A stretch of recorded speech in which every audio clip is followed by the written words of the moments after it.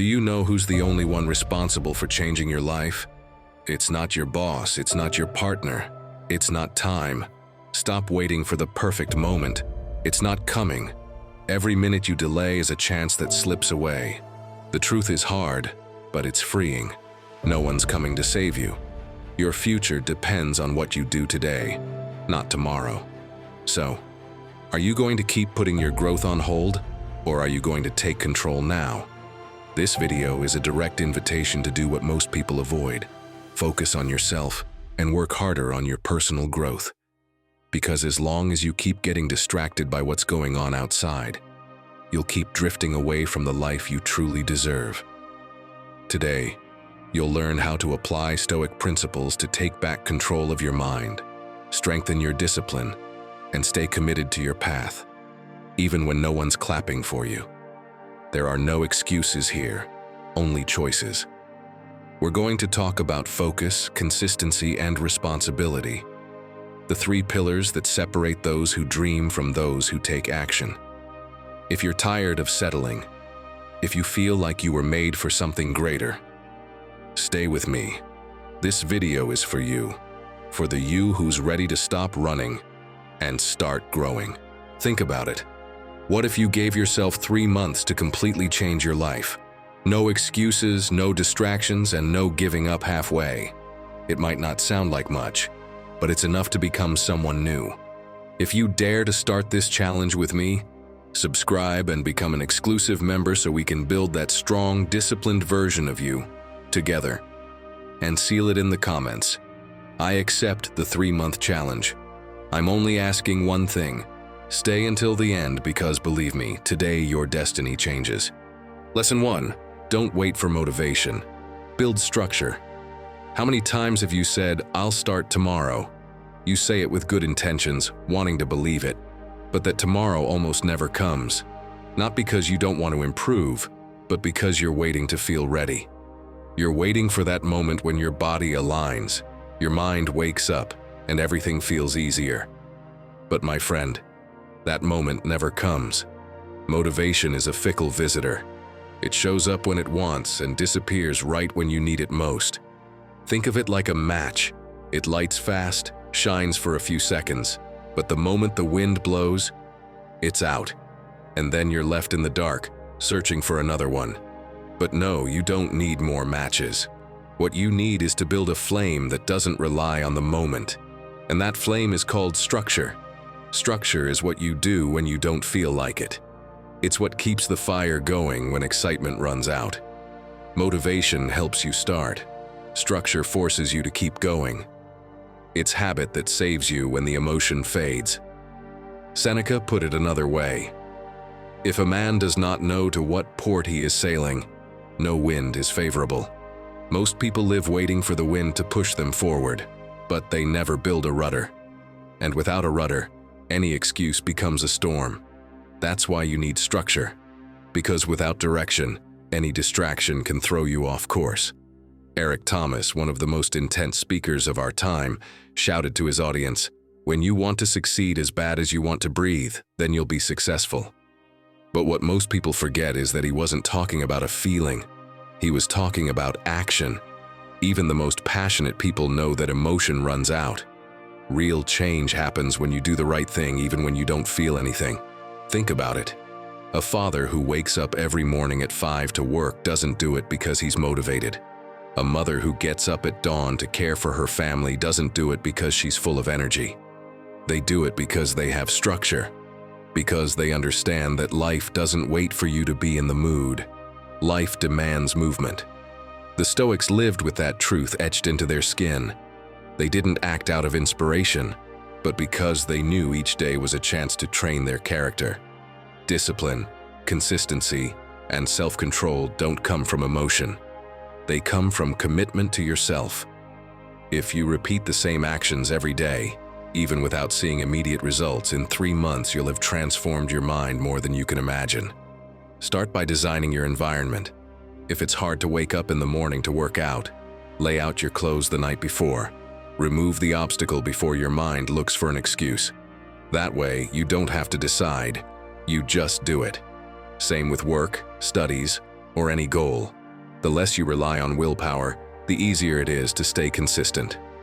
Set a minimum schedule, not a perfect one. You don't need to do it all, you just need to do it every day. If one day you can't run 10 kilometers, run 1. If you can't read for an hour, read for 5 minutes. What matters is not how much you do.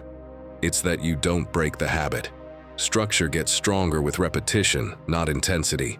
And most importantly, stop negotiating with yourself every day. If you've already decided what you're going to do, just do it. The more you think about it, the more power you give to laziness. Your mind will search for reasons to stop you, and if you give it time, it'll find them. Act before you overthink. Motivation is like the weather. It changes constantly. One day it's sunny, the next it's raining. If you depend on that, you'll never have stability.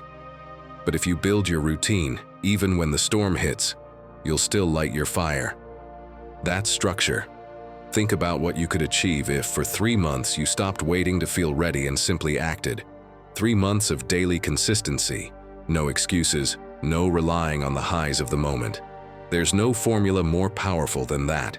Because motivation is fleeting, but structure grows roots. The difference between someone who makes progress and someone who keeps starting over is this. The first builds systems, the second chases feelings. The first gets disciplined, the second gets excited. Motivation might carry you for a day, but structure holds you up for life. So stop waiting for the perfect day to arrive. It won't. Create a plan, stick to it, repeat it, adjust it, improve it, but don't stop.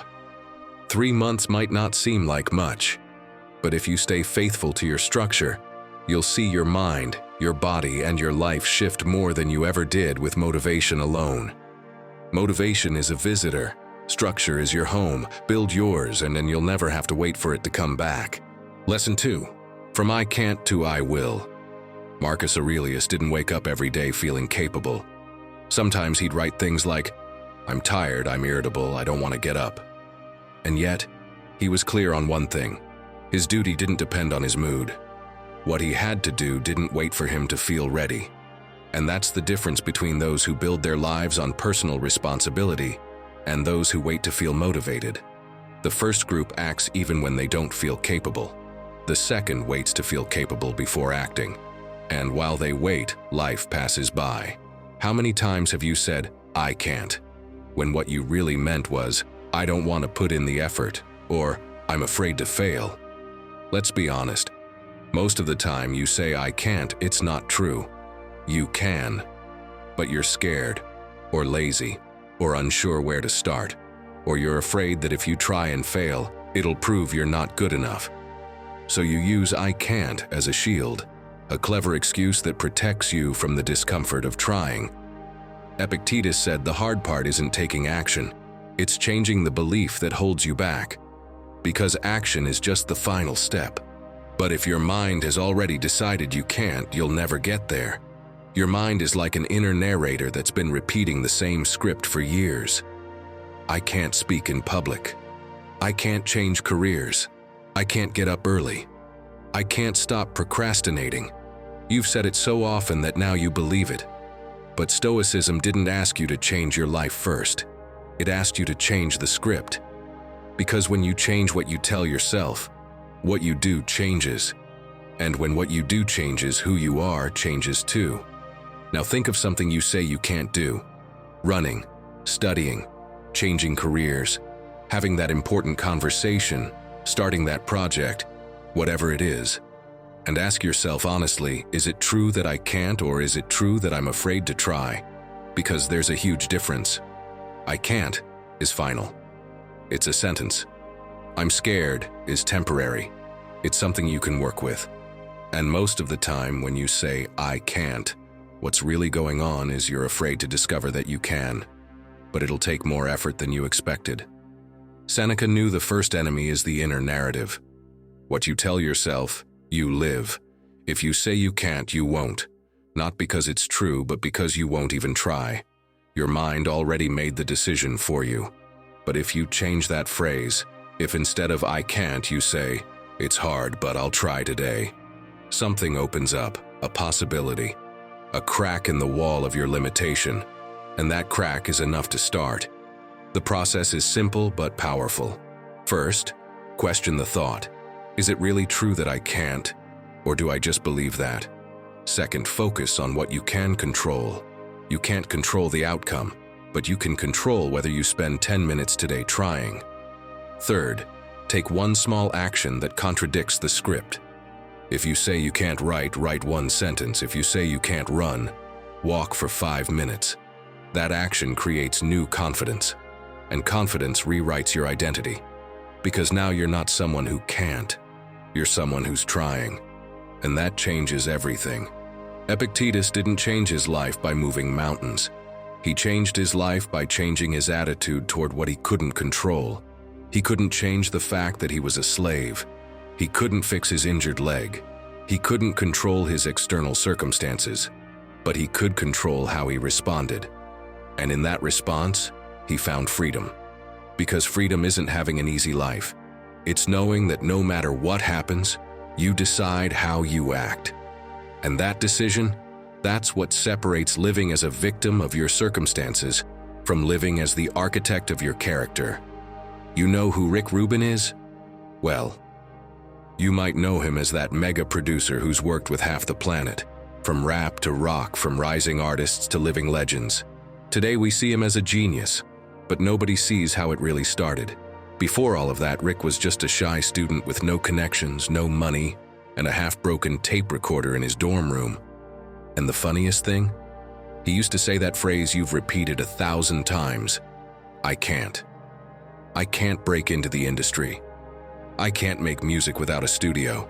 I can't compete with the big names. But one day he told himself something else. Not I can't, but I don't know how, but I'm doing it anyway. And he recorded his first project right there in his tiny room. The sound was terrible, full of noise, totally imperfect, but it existed. It was real. It was action. Lesson 3, don't neglect the simple things. You say, I'll do it later. And that later has more broken promises than a politician on the campaign trail. Marcus Aurelius would probably look at you with that patient, fatherly expression, because he understood something you're still learning. What transforms your life the most isn't the big wins. It's the small actions you repeat every day. Those simple things you ignore because they seem insignificant, but they're not. They're what hold everything together, and when you neglect them, even if it doesn't seem like a big deal, you're neglecting your entire life. How many little things have you put off for tomorrow, even though you know they'd bring you peace today? That dish left in the sink, that conversation you've been avoiding, that unopened email, that messy space, that tiny decision you keep postponing. They seem like nothing, but each one is a small weight that adds up. And when you've got 100 tiny weights on your back, you feel exhausted and don't even know why. Epictetus said that neglecting small things is the fastest way to neglect everything, because the small doesn't stay small. It grows, it multiplies, and eventually it takes over your entire life. Imagine Marcus Aurelius in the morning, arranging his desk, preparing his ink, adjusting his lamp. He didn't have to do it. He had people for that. But he did it anyway, because to him, disorder in the simple things led to disorder in the essential things. If he neglected the small, he'd end up neglecting the big, and he couldn't afford that. He ruled an empire. But you can't afford it either, because you rule your own life. And if you neglect the simple things in your life, you end up feeling like everything is out of control. Not because it actually is, but because you let it unravel. Your life is like a rope. It doesn't snap all at once. It wears down thread by thread through small acts of neglect that you ignore. The Stoics reinforced those threads every day. They didn't wait for the rope to break. They took care of the small things before they became big problems, before the manageable turned into the unmanageable. And that's exactly what you need to do. Don't wait for everything to pile up and explode.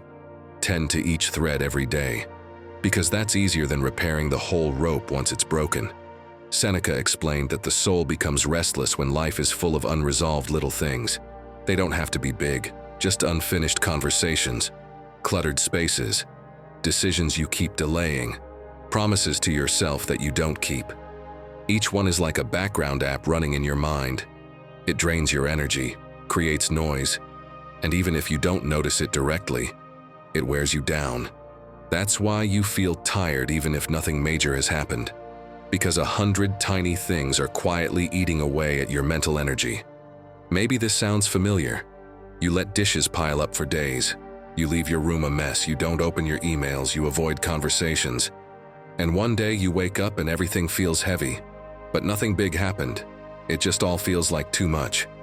That's because you neglected the simple things. And when simple things pile up, they become chaos. And chaos is exhausting. It fogs your mind. It holds you back. It traps you in a loop of vague anxiety you can't seem to resolve. And here's what you need to understand. It's not that you're lazy. It's not that you're incapable. It's that you've normalized neglecting the simple things. You've made "I'll do it later" your standard response, like that later is actually going to happen. But it doesn't. Later never comes, it just accumulates, and every time you say later, you're choosing weight over lightness, chaos over order, anxiety over peace. And while you might not notice the effects right away, they're shaping your entire life into something heavier than it needs to be. Marcus Aurelius wrote every night because he knew if he skipped a day, he'd skip a week. And if he skipped a week, he'd skip a month. That what starts as a small oversight becomes a massive problem when ignored. So he kept up his practice, not because he was perfect, but because he understood that greatness doesn't come from epic moments. It comes from consistently caring for the ordinary ones, from doing what needs to be done each day, even if it's not exciting, even if no one sees, even if there's no applause. Lesson 4. Complaining steals your life. Let's be clear. If complaining actually solved anything, we'd already be living in a perfect world. But no, we're still here, treating complaining like a national sport, repeating the same things over and over. This is unfair. It shouldn't be this way. If I had more luck, everything would change. And meanwhile, what happens? Nothing. Absolutely nothing changes. Because complaining isn't action, it's a drain on your energy. And here's the worst part. The more you complain, the more you train your brain to keep doing it. Neuroscience has proven it. Neurons that fire together, wire together. So every time you respond with a complaint, your mind turns that response into a habit. It's like going to the gym, but instead of building strength, you're building your victimhood. You get stronger at what weakens you. Now think about the opposite. What would happen if you decided not to complain, even for just one day? Your brain, instead of getting stuck in negativity, would start searching for solutions. And suddenly, what once looked like a wall becomes a door. Studies show that people who reduce their complaining experience less stress, more mental clarity, and a stronger sense of control over their lives. Not because the world changes, but because they do. Epictetus said it clearly. It's not things that upset us, but our opinion of them. And don't forget who said that. A man born into slavery, who lived without freedom and faced real, brutal limitations. Far worse than traffic or workplace issues. If he could choose to leave complaining out of his life, what excuse do you have? It's not someone's comment that ruins your mood. It's how you interpret it. It's not the weather that wrecks your day. It's how you choose to face it. Picture a normal day. You wake up, pull back the curtain, and see it's cloudy. First thing you say is, "Ugh, what horrible weather." But what changes with that comment? Nothing. The sky stays gray. The sun doesn't pop out just because you complained. You leave the house and hit traffic. You think, "Wow, this is a disaster." You slam the steering wheel, scowl, but the jam doesn't budge. No new highway opens because you're upset. The only thing that changes is your mood, which nosedives before your day has even started. You get to work and say, "My coworker never does anything. I'm left doing it all." But you don't speak up, don't suggest a solution, don't change a thing. What happens? The coworker stays the same, and you spend the day poisoned from the inside. Then it's coffee break. The usual topic comes up. Politics, You complain about how broken everything is, how useless the leaders are, how nothing works. But did you vote last time? Have you done anything to get informed or contribute? Of course not. You complain, then go sit on the couch and watch a show, as if venting had changed the world. Later you come home, open the fridge and say, always the same, nothing good to eat. But it was you who didn't go shopping, you who didn't plan. Still, you blame fate for your boring dinner. And the cherry on top? At night, you collapse on the couch and say, what a wasted day, I didn't do anything. But if you think about it, it wasn't the day that failed you. It was the amount of energy you threw away on useless complaints. See the pattern? From morning to night, you complained about everything and nothing changed. Know what Marcus Aurelius would say? Stop debating what a good man should be and just be one. Swap debating for complaining, and the meaning stays the same. Life's too short to waste it on words that don't move anything forward. My friend, if you truly want to reinvent yourself, grow, and become unrecognizable, you have to cut off the habit of complaining at its root.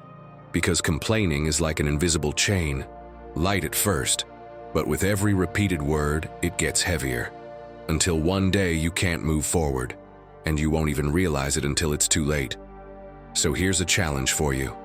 Tomorrow, just tomorrow, decide you won't complain about anything. Not the weather, not the traffic, not your job, not anything outside your control. Every time you feel a complaint about to come out, replace it with an action or a question. What can I do now? You'll see that your energy, instead of leaking through that hole, starts multiplying. Because the difference between those who reinvent themselves and those who stay stuck isn't luck. It's that some spend their lives complaining, and the others spend their lives acting. Complaining is not your friend, it's your jailer.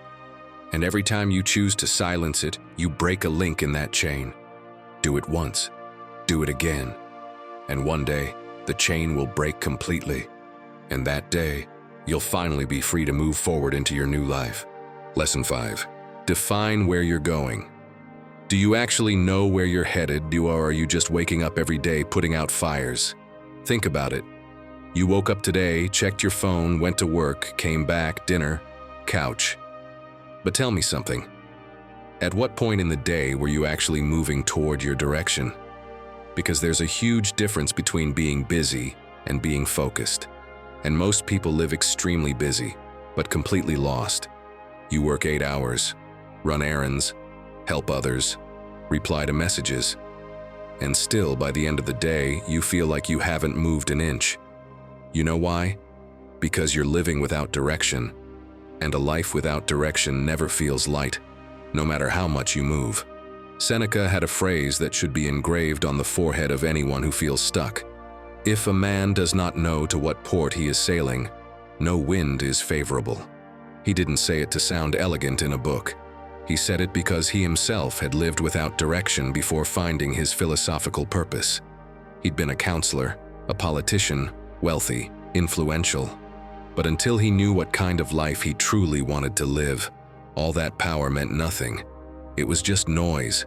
And you, even if you're not an emperor's advisor, are in the exact same place.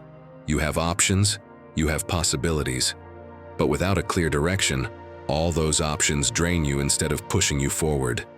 Maybe you know someone who works constantly, or maybe that someone is you, always doing 1,000 things a day, responding to everything, helping everyone, never stopping. But when you ask them what they're actually building, what they're really aiming for, they go quiet. Not because they're not smart, but because they're living busy, not focused. Epictetus would say that person doesn't live poorly, they live aimlessly.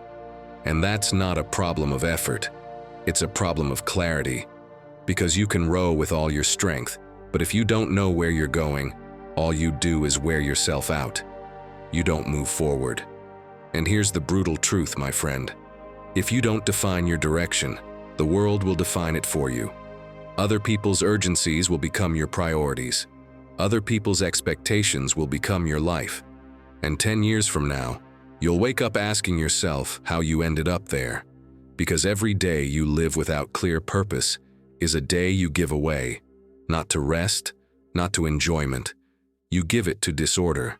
And mental disorder is heavy, heavier than any physical labor, because you don't know if you're actually making progress or just going in circles. To the Stoics, clarity of purpose wasn't a luxury, it was sacred. They called it telos, your direction, your North Star, the reason it's worth getting up in the morning. And we're not talking about some grand, unreachable goal. You don't need your entire life figured out. You just need to know where you're heading this week, this month, this year. Because once you know that, everything else starts falling into place. Decisions become easier. You know what to say yes to and what to say no to. And believe me, knowing how to say no is one of the most underrated superpowers in growth through action. Try this experiment right now. Think about the last 7 days. How many of them were lived with purpose? And how many were lived on autopilot? How many days did you do things that got you closer to where you want to be? And how many were just reacting to whatever showed up? Epictetus would ask his students this question regularly, because he understood something we tend to forget. Life isn't measured in years. It's measured in intention. You can live 80 years and not really live a single one. Or you can live 40 and build a meaningful life, because each day you knew where you were heading. The GPS of your life has been saying recalculating for years, and you're still waiting for someone else to tell you the destination. But no one's going to do it. The Stoics had their destination clear, even if they didn't know the exact path. That's the difference.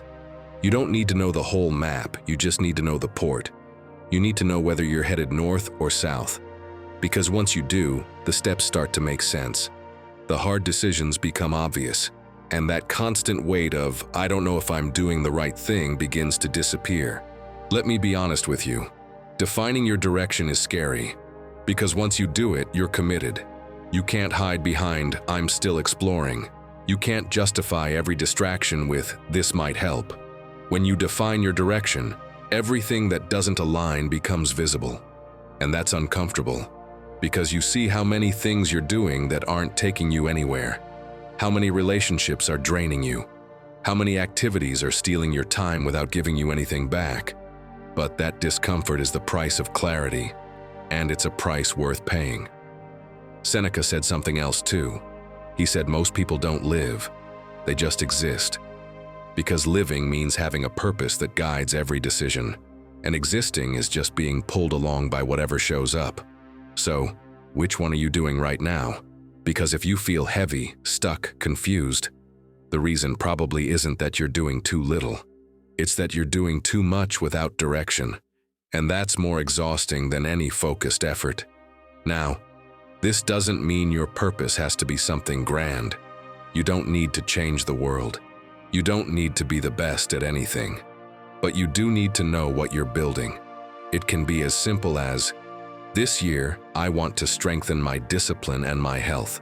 Or, I want to build a small business that gives me freedom. Or, I want to be someone my family can count on without hesitation. It doesn't matter what you choose. What matters is that you choose, that you define it, that you write it down, that you make it your compass. And once you do that, life changes. Not because everything gets easier, but because everything makes more sense. You know why you're waking up early. You know why you're saying no to certain invitations. You know why you're investing your time in some things and not others. And that feeling of internal alignment is what the Stoics called living according to nature. Living aligned, not scattered, not distracted, whole. Here's something practical you can do tonight. Take 10 minutes and write down what you did today that moved you closer to your direction. You don't have to have the perfect direction yet. Just write down where you think you want to go. Then review your day. How many actions lined up with that direction? How many were just noise? Do this each night for a week. Don't judge. Just observe. Because that observation will give you more clarity than any Find Your Purpose course ever will. And one more thing. Define one small purpose for each week, not a huge one for your entire life. Start simple. This week, my purpose is to move every day. Or, this week, I want to work one focused hour a day with no distractions. Small, measurable, real. Because when you define small purposes and follow through on them, you start trusting yourself. And that trust is the fuel you need to take on bigger ones. The Stoics knew that without direction, the mind falls into disorder and life becomes heavy. You can have all the talent in the world, all the energy, all the opportunities, but if you don't know where you're taking them, they get wasted. And wasted potential doesn't just hurt in the moment.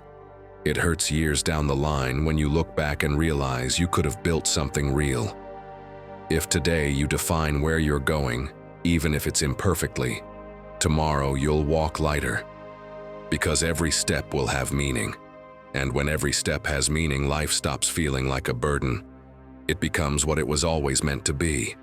A conscious construction of the person you want to become. Sixth lesson. Fewer promises, more action. They say the silence of early morning is the best ally of change, and that the great ones don't make announcements, they simply show up different. A few years ago, in a small gym in Tokyo, a young man arrived every day before dawn. While everyone else slept, he hit the punching bag over and over in silence. He didn't talk about his dream of becoming a champion. He didn't post about his training. He just worked. Months went by with no visible results. His peers laughed at him. So much effort, and you're still the same. But one day, at a local tournament, that young man surprised everyone. Precise movements, controlled strength, a calm mind. He won without saying a word.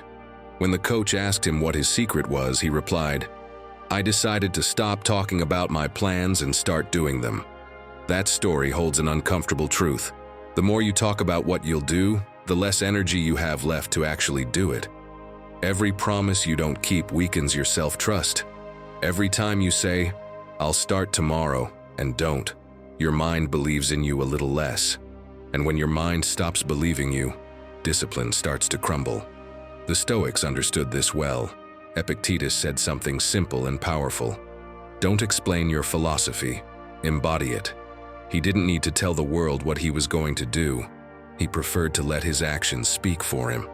For the Stoic, value wasn't in talking about virtue, but in practicing it, quietly. But what do we do today? We confuse exposure with commitment. We think that sharing our goals will make us more accountable, when in reality it often does the opposite. Think of all the times you said you were going to change something, eat better, drop a bad habit, learn something new, walk away from someone toxic. You said it with conviction, even emotion, but without structure, without a plan. And by putting it off again and again, you taught your mind not to trust you. Every empty promise chips away at your discipline. Seneca once said, "A wise person's word is as solid as their action." The Stoic didn't measure progress by what they said, but by what they did, day after day. And that's something you can practice right now. You don't need to announce your goals to validate them. You need to build them step by step in silence. My friend, discipline isn't shown by talking about it. It's shown by doing what you said you'd do when no one's watching. 3 months of consistent action, no justifying, no boasting, no looking for applause, can change everything. Because when you follow through, your mind begins to trust you again. And that trust becomes the fuel of consistency. Doing what you said you would, even when no one's there to see it, that's not motivation, that's integrity. It's the modern version of the Stoic principle. To live in harmony between what you think, say, and do. If your words and your actions don't match, your mind splits, and a divided mind loses strength. Let your results speak before you do. If you're going to promise something, promise it to yourself in silence, and deliver it in private. Not because it's a secret, but because you're doing it for you, not for the spotlight. Next time you feel like telling the world, repeat this to yourself. I haven't earned it yet. Let the process speak for me. Silent action has a kind of power that noise never will. It's a quiet strength that doesn't ask to be seen, but changes everything it touches. While others are busy talking about their plans, you're already moving. And by the time they notice, it'll be too late. You'll have grown without saying a word. The Stoics knew daily consistency was a kind of freedom. Epictetus, Seneca, Marcus Aurelius. They all practiced discipline not to prove something, but to stay grounded in the chaos of life. That strength wasn't built with speeches, it was built with repetition, day after day, action after action. So stop making promises you're not ready to keep. Start today, even with something small. Don't wait for motivation, act and repeat. 3 months of small actions are worth more than 1,000 promises tossed into the wind. Yes, noise might inspire, but action transforms. And if you truly want to grow, don't announce it. Prove it. Because the one who disciplines themselves, who stays consistent, who forces themselves to move forward even when no one's watching, they don't need to say they've changed. Their life screams it for them. Now tell me, what will you stop promising so you can start doing today? Write it in the comments. Or, if you prefer, just leave this phrase: less talk, more action. Because growth doesn't begin when you say it. It begins when you do it. Lesson 7.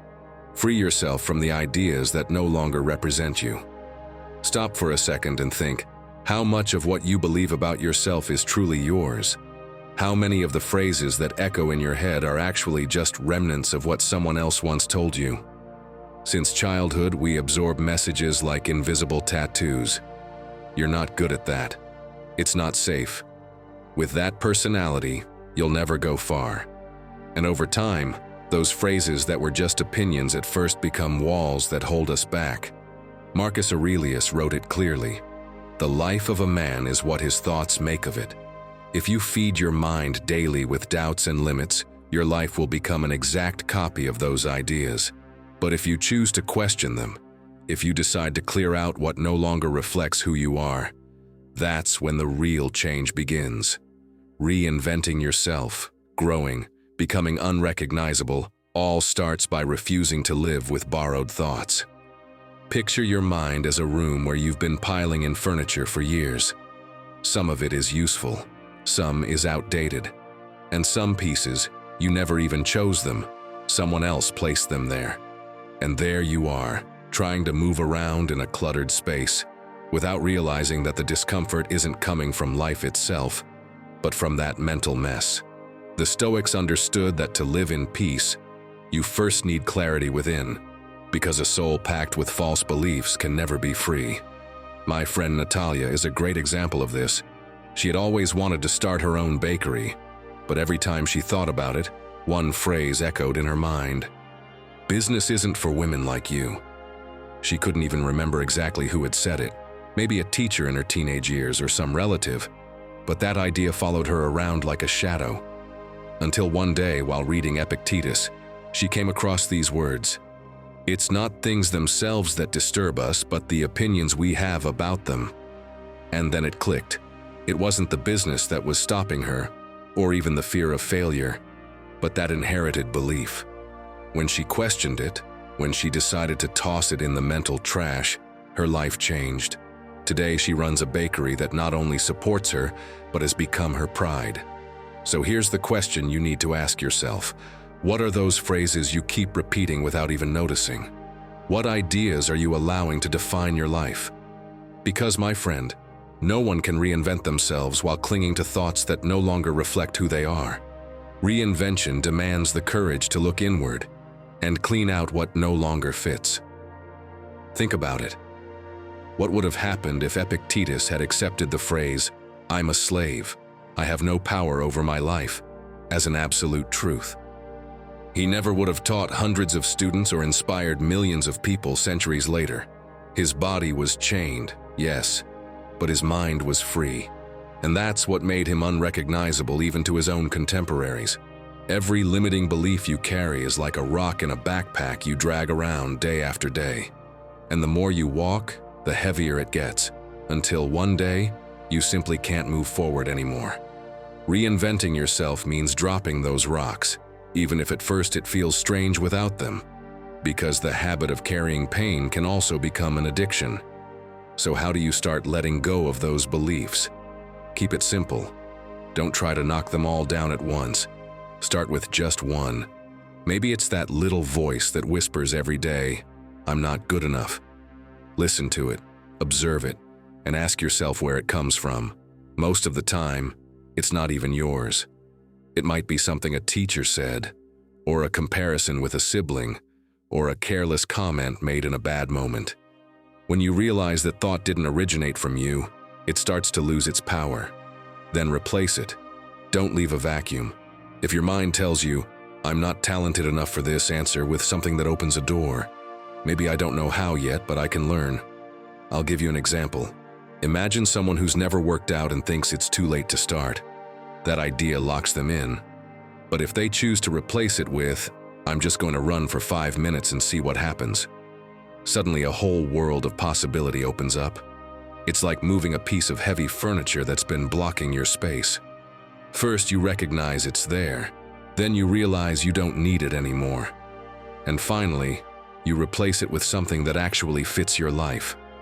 Do the same with your beliefs. Little by little, your inner space becomes clearer and more yours. And that's when true transformation begins. Do it every day, like sweeping the house. Slowly, the dirt disappears, and you can clearly see the space you have to live in. And believe me, mental clarity is the first step to becoming unrecognizable. Lesson 8. Choose the hard path. The easy path is always there, whispering in your ear. It's fine if you leave it for tomorrow. 5 more minutes in bed won't hurt. Take a break. You'll do it later. And of course, who doesn't enjoy comfort? It's sweet. It's easy to stay wrapped in your sheets when the alarm goes off. It's tempting to put off that uncomfortable call, that workout, that project. The hard part is getting up and doing it when no one's making you. But there's one truth you need to burn into your mind. If you always choose what's easy, your life will be hard. And the other way around, when you choose what's hard, life becomes easier. It sounds like a contradiction, but anyone who's achieved something meaningful will tell you it's true. The Stoics knew this better than anyone. Epictetus warned, "If you want to improve, prepare to be laughed at, insulted, and seen as a fool." But don't let that stop you, because the world is full of people looking for shortcuts, quick rewards, instant gratification, and then they wonder why they don't have the life they want. You can see it in your own day-to-day. The easy thing is to order fast food. The hard thing is to cook something healthy. The easy thing is to turn on the TV. The hard thing is to open a book. The easy thing is to argue online. The hard thing is to work in silence on yourself. And here's the key. The easy stuff gives you a hit of pleasure, but the hard stuff is what actually transforms you. Take Michelangelo, for example. Did you know he hated painting? That's right. One of the greatest painters in history actually preferred sculpture. And still, he spent 4 years up on scaffolding, back aching, paint dripping on his face, to complete the Sistine Chapel. He didn't do it because he felt like it. He did it because he knew the work would outlast his discomfort. He chose the hard path, and that's why his name is in the history books. Zeno of Citium is another perfect example. His life was anything but comfortable or easy. He lost his entire fortune in a shipwreck, faced rejection, lived in exile, and had no clear future. He could have given up, blamed bad luck, settled for safety. But he chose the hard path. He chose to rebuild from scratch, dedicating himself to study and teaching. And from that discomfort, a philosophy was born, one that still changes lives today. If Zeno had taken the easy road, Stoicism wouldn't exist. So, now ask yourself, what excuse do you have for not doing what you know you need to do? Because discipline isn't a prison, it's freedom. It's not punishment, it's the key. Doing what needs to be done, even when you don't feel like it, is what sets you apart from the rest. And here's the funny thing, the hard path isn't always heroic. Sometimes the hard thing is simply turning off Netflix on time.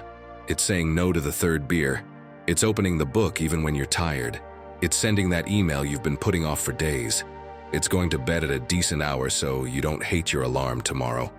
Small battles, but each one is a step toward your new self. My friend, if you truly want to reinvent yourself, stop chasing comfort. Every time you choose the easy way, you choose to stay the same. Every time you choose the hard way, you choose to grow. That's the equation that changes lives. So next time your mind says, "I'll start tomorrow," answer like Marcus Aurelius, "I wasn't born to lie under the covers. You were born to act, to do what must be done." And when you start living like that, your transformation becomes inevitable. So tell me, what hard thing are you going to do today? Even if you don't feel like it, write it in the comments and make it real. And if you want to keep it simple but powerful, write this: "Today I choose the hard path." Sometimes sharing it makes the weight lighter and the commitment stronger. Ninth lesson: discipline is also balance. The problem isn't that you lack discipline. It's that when you set a goal, you want to do everything in 1 week. And Marcus Aurelius would probably be looking at you like, "Relax, Rome wasn't built in 7 days." Because that's the trap we all fall into. We think discipline means pushing ourselves to the limit, that it means sacrificing everything, that it's about working non-stop until we burn through every last drop of energy. And then we wonder why we can't sustain it, why we collapse, why after 3 intense weeks we end up back at 0. The answer is simple: because we confuse discipline with self-destruction. What if your lack of balance has nothing to do with working too little or too much, but with not knowing when to stop? Because that's the real issue. It's not that you don't try, it's that you try the wrong way. You give everything for 2 weeks, burn out, quit, and fall back into the same cycle. And every time you do it, you lose a little more trust in yourself, because you keep proving to yourself that you can't stick with what you start. But the truth is different. It's not that you can't, it's that you started at a pace no one can maintain. Seneca said that virtue is stability, not intensity, because intensity is impressive, but stability is what transforms. Marcus Aurelius didn't work non-stop. There were days when he closed his manuscripts, took a deep breath and said, "Today, I rest too." Not because he was weak, but because he understood that his mind and body needed to recover in order to keep functioning properly. That if he pushed them until they broke, he wouldn't be able to fulfill his duty. And his duty wasn't to impress anyone with his sacrifice. It was to govern with clarity. And clarity doesn't come from exhaustion. It comes from balance. Your life is like a metronome. If it moves too fast, it doesn't make music. If it's too slow, it doesn't either.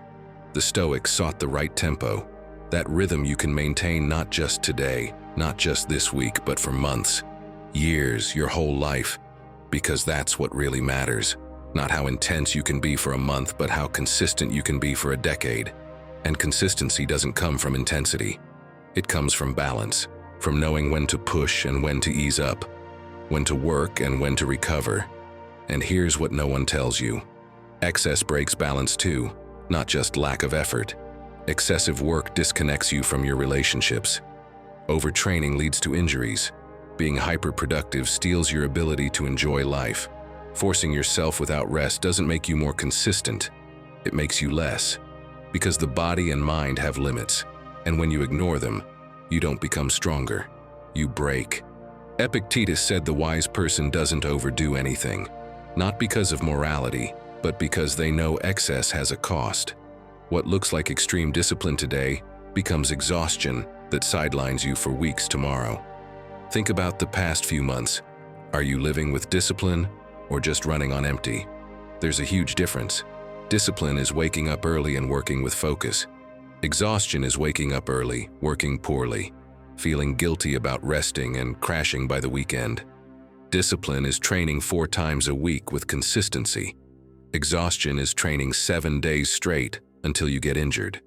Discipline is moving forward at a sustainable pace. Exhaustion is running like something's chasing you until you collapse. And when you collapse, what happens? You beat yourself up. You tell yourself you're not disciplined, that you're weak, that you should be able to handle more. But no, the problem wasn't a lack of discipline. It was a lack of balance, because discipline without balance turns into punishment. And punishment doesn't build you, it breaks you. But discipline with balance, that becomes a form of self-respect. It's how you say to yourself, I care about you enough to push you, but also to protect you, to give you rest when you need it, to not break you in the process of building you.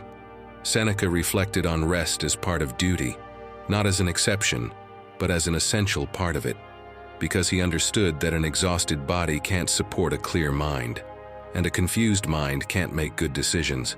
So rest wasn't a luxury, it was a strategy. It was part of discipline, not the opposite. Because resting well helps you work better, and working better helps you make real progress, not in a one-week sprint, but in the marathon of your whole life. Epictetus taught that self-control includes stopping impulses, not just pushing forward. That part of discipline is knowing when to say no, not just to external distractions, but to your own internal drive to overdo it. Because the impulse to work non-stop is still an impulse, and the urge to prove you can handle everything is an urge that can destroy you. Stoic self-control isn't just about moving forward, it's about knowing when to stop before you crash. And that's not weakness, it's wisdom. Learning to stop before you break. Building in real rest days. Listening to your body's signals without dramatizing them, but also without ignoring them. Aligning your goals with natural rhythms, not with unrealistic expectations, because you can push hard for a week or 2 or even 3. But eventually, your body will force you to stop. And when it does, you won't get to choose how or when. You'll just crash, and then you lose weeks recovering, when you could have just rested for a day and kept moving forward. I recently heard Emily Nagoski, expert on stress and co-author of the book Burnout, The Secret to Unlocking the Stress Cycle, share something that sticks with you for days. She said that during college, she was the typical straight-A student, acing her classes, doing extra projects, working non-stop, never resting. She thought that was discipline, that pushing harder, demanding more, and never letting up was the key. Until one day her body shut down. Total collapse, weeks without being able to work, deep anxiety, exhaustion, and that bitter realization she had crossed a line she didn't even know existed. That's when it clicked. This wasn't a lack of discipline. It was misdirected excess. From that point on, she started treating rest as part of her responsibility, not a luxury. Not to work less, but to work sustainably.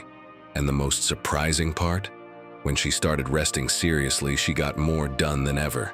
Not because of intensity, because of balance. Do this while listening to this point. Review your week. Do you have real rest days? Or are your rest days just guilt-filled time where you beat yourself up for doing nothing? Because rest with guilt isn't rest. It's just another form of burnout. Real rest is when you stop without guilt. When you understand that stopping is part of the process. That you're not wasting time. You're recovering energy to keep going. And that energy is what makes long-term discipline possible. To the Stoics, discipline meant coherence, not torture. They weren't trying to suffer, they were trying to live well. And living well requires balance, knowing when to work and when to rest, when to push and when to ease up, when to demand and when to care for yourself. Because life isn't a sprint, it's a marathon. And in a marathon, the winner isn't the one who starts fastest. It's the one who sustains their pace all the way to the end. If you find your rhythm, you'll be able to carry your life without breaking. That's the kind of balance that truly transforms. Lesson 10. Take control of your day. Think about your routine. The alarm goes off, you turn it off almost without realizing. Scroll through your phone with your eyes barely open. Grab whatever for breakfast. Rush to work. Come back exhausted. Throw on a series, and tomorrow the same thing. Sound familiar? That's autopilot. You're not thinking. You're just repeating.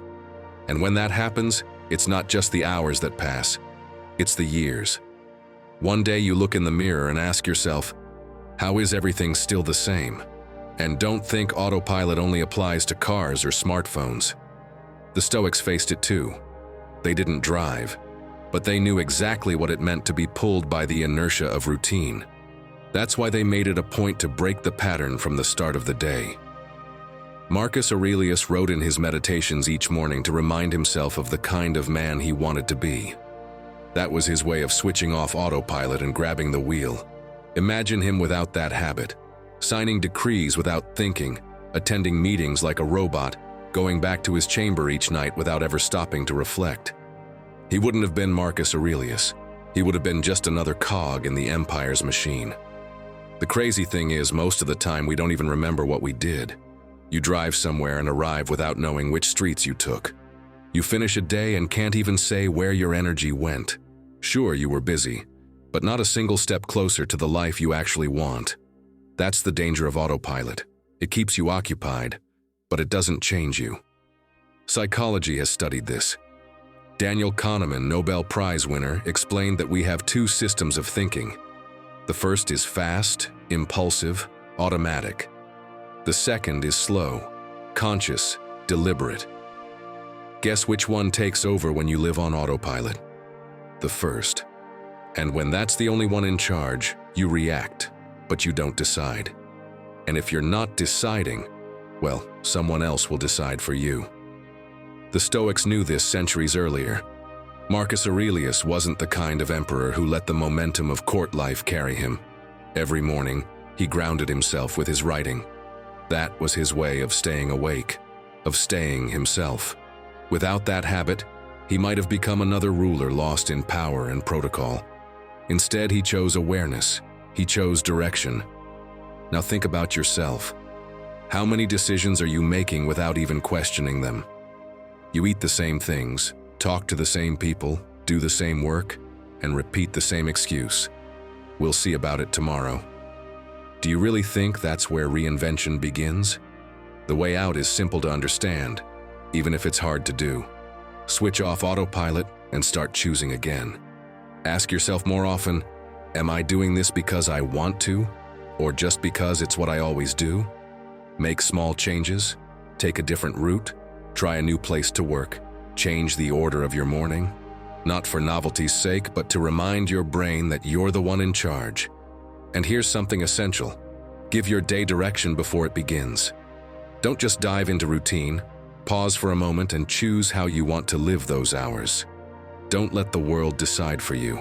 That moment, even if it lasts just a minute, is what separates being the captain of your ship from being a lost passenger. If you truly want to grow, you need to break the inertia that keeps you busy but empty. Switching off autopilot isn't about changing everything overnight. It's about reclaiming awareness, one step at a time. Because either you take control of your life, or someone else will. And trust me, when you look back years from now, you don't want to feel like a sleeping passenger. You want to feel proud that you were the one holding the wheel. Lesson 11. Master your mind, conquer your life. Imagine your mind is a wild horse. Strong, fast, unpredictable. If you don't tame it, it'll drag you down roads you never chose. But if you learn to take the reins, it can take you further than you ever imagined. Most people try to run faster, do more, push twice as hard, when what they really need isn't more speed, but direction. Marcus Aurelius understood that image better than anyone. They say that sometimes at dawn he would watch the army horses training outside his tent. He saw them neighing, resisting, kicking at the air, until, little by little, the trainer got closer, stroked them, calmed their fury. Then, when the animal breathed in rhythm, the rider mounted and together they moved forward in harmony. Marcus Aurelius knew his mind was the same. A powerful horse, but dangerous if left unchecked. It wasn't enough to force it to stop. He had to learn to guide it, to speak to it with patience, to whisper to it when it tried to bolt. And that, my friend, is what it means to master your mind. Not to fight against it, but to understand it. If your mind is the horse, your thoughts are the reins, and every day you choose whether to take hold of them or let go. Picture this. You wake up and your mind says, "I can't today. I don't feel like it." If you let that voice ride you, you've already lost. But if you hear it, breathe and say, "We're going anyway," that's the moment you begin to tame your own horse. Marcus Aurelius fought that battle every morning. He ruled an empire, but he knew the real battlefield was his mind. That's why he wrote, "Your mind will take the shape of what you frequently hold in thought. If your thoughts are weak, your world will be too." Have you ever had one comment ruin your entire day? One look from someone that keeps replaying in your head for hours?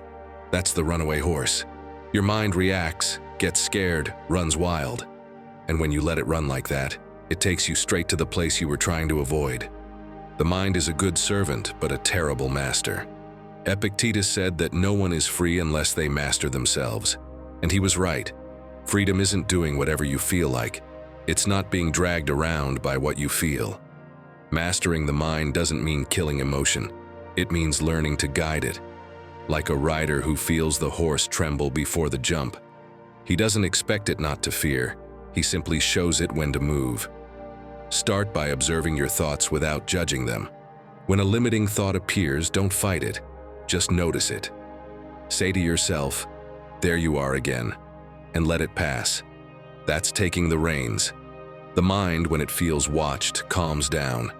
And in that calm, you regain control. Try this tomorrow. When you wake up, stop for a moment and breathe. Choose a guiding phrase. Something simple like, "Today I act with calm," or "My mind doesn't decide, I do." It might seem small, but after 3 months of daily practice, your mind begins to obey you without resistance. That's mental discipline, training thought the same way you train a muscle. Marcus Aurelius, in his darkest nights, wrote to remind himself of what he had to keep steady. He doubted too. He got tired too. But he used writing to direct his thoughts before they could direct him. He did it because he understood the mind is the source of every action, every habit, every life. Mastering the mind doesn't mean living without fear or pain. It means knowing how to guide them. Like a rider who hears his horse snort, senses the danger, but doesn't let it hurl him into the void. When you learn to govern yourself, even your negative thoughts become warnings, not chains. And this is what many don't get. Discipline, consistency, and self-control don't start on the outside. They start within. In how you speak to yourself, in what you choose to think when everything goes wrong. If you can keep your mind in order for 3 months, the rest of your life starts falling into place. Remember this image. Each thought is a rein holding the direction of your destiny. If you let go, the horse drags you. If you take them, you move forward, where you choose to go. The mind isn't mastered in a day, it's trained every morning. Don't wait until you feel ready. Start today. Because the first step to conquering your life isn't moving more, it's thinking better. And the one who masters their mind, masters their destiny. Lesson 12. Let go of the past before it drags you down. Remember when you were a kid and some mischievous friend tied your shoelaces to the leg of a chair? You'd stand up, take the first step, and bam, straight to the floor. Well, that's exactly how the past works when you don't let it go. You think you're moving forward, but in reality, you're still tied to something that's no longer there. And the worst part is, as adults, it's no longer someone else playing the prank. It's you tying the knot yourself. A true Stoic wouldn't fall for that trick, because what's the point of training your mind and talking about virtue if, deep down, you're still living in a prison that doesn't even exist anymore? Epictetus proved it with his own life. He couldn't change the fact that he was born a slave, but he could choose not to remain a slave in his mind.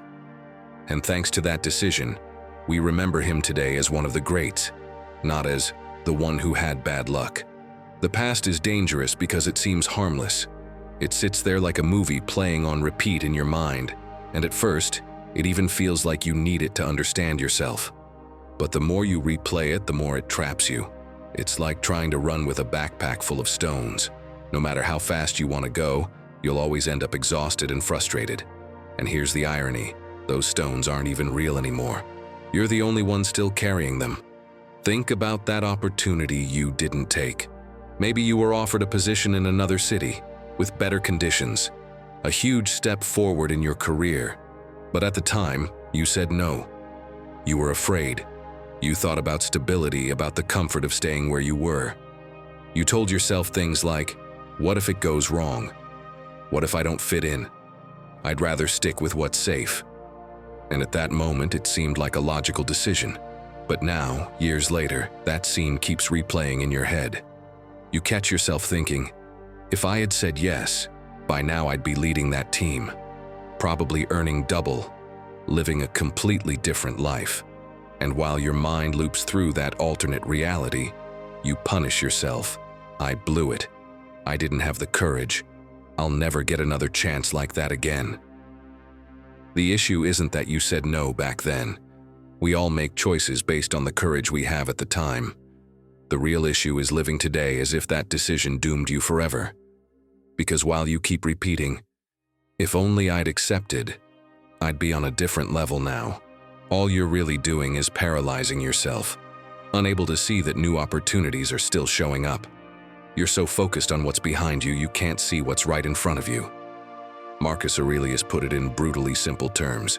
If you're troubled by something external, the pain isn't from the thing itself, but from your judgment of it.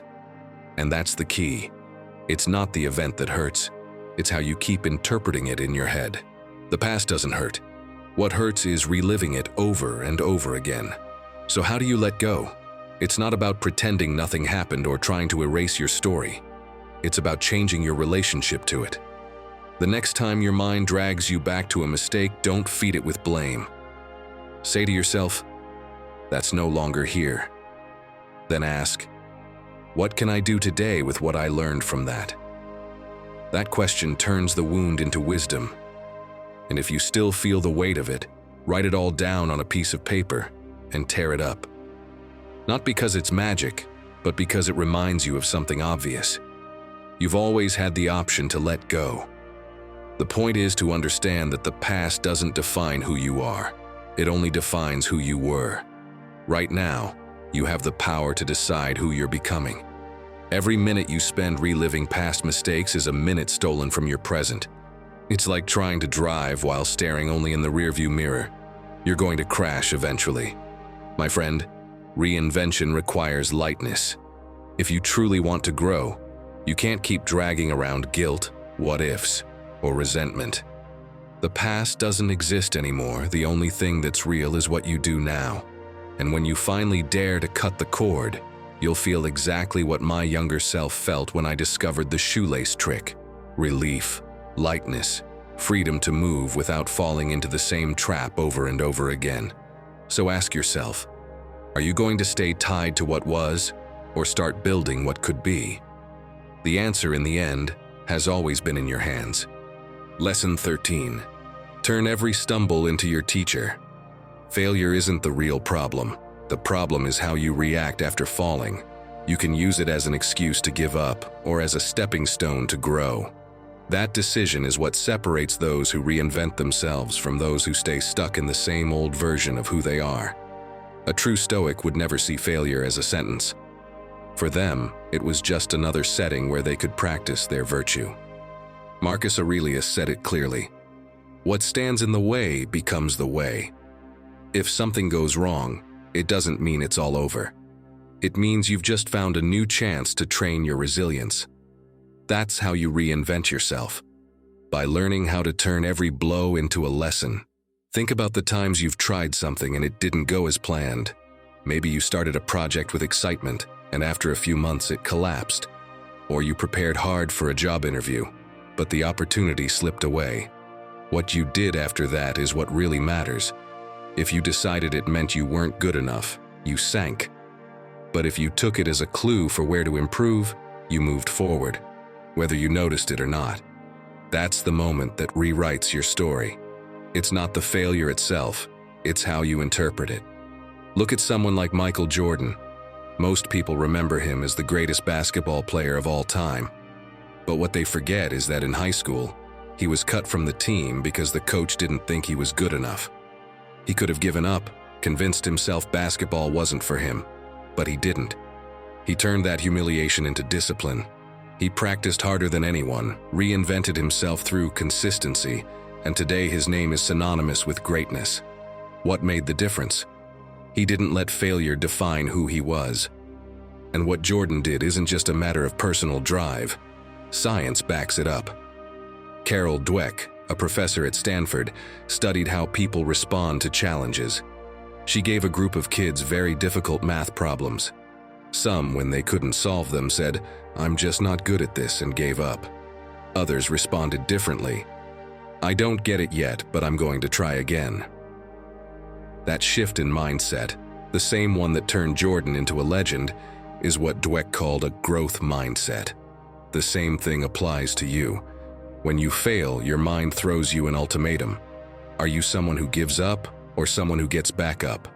And right there, in that exact moment, it's decided whether you'll stay the same or grow until you become unrecognizable. So what can you actually do to apply this? Start by refusing to dramatize every stumble. You're not a failure just because something didn't work. You're in the middle of a learning process. If you try a diet and it doesn't work, it doesn't mean your health is doomed. It means you need to adjust your approach. If you fail an exam, it doesn't mean you're incapable. It means you need to study differently. And if a business idea doesn't take off, it's not the end of the world. It's an opportunity to sharpen your strategy and try again.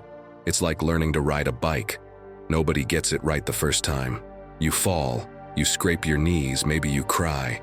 But what happens next? You get up, try again, and one day, you're pedaling without even thinking about it. That's the logic you need to apply to every area of your life. Failure isn't a wall. It's training. The Stoics understood this better than anyone. Epictetus lived as a slave for part of his life, a massive social failure in his time. But he didn't get stuck in the belief that his life was over. On the contrary, he used that experience as the training ground that shaped him into a free thinker, respected even by emperors. What looked like a curse became his launchpad, and the same can happen to you if you choose to reinterpret every fall. So the next time you stumble, ask yourself, what is this teaching me that I wouldn't have learned any other way? Don't look for someone to blame. Don't sink into the mindset of I'm not good enough. Use the fall to sharpen yourself, to adjust, to reinvent. Every time you do, you're one step closer to becoming that unrecognizable version of you that you're building. Lesson 14. Cut the noise, listen to your purpose. Marcus Aurelius had everything the world could offer: power, wealth, armies, respect. And still, every night, he did something very few powerful people dare to do. He sat alone in silence and wrote.